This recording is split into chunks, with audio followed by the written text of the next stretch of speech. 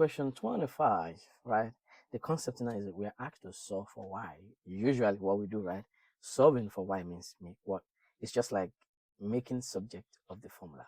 That is what we used to say in my country, subject of the formula. So solving for y means just like we usually do. Y will be on one side, every other thing on the other side.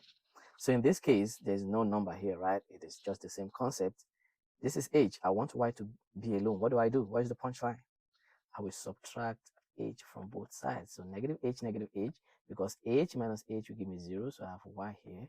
Now I will have r minus h. I have solved for y. As simple as that. So the punchline is just, we have addition, then you just subtract. In this case, I want to solve for b. Now, what is the punchline here? They are connected by product. So what do? Correct.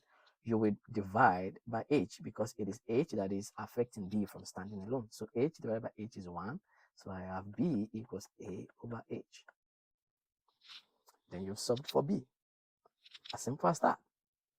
Yeah, I know you're enjoying algebra. I know you're enjoying algebra. By the end of this course, entire 10 weeks, you'll be glad that you are taking this seriously. All right. I will see you in the next video.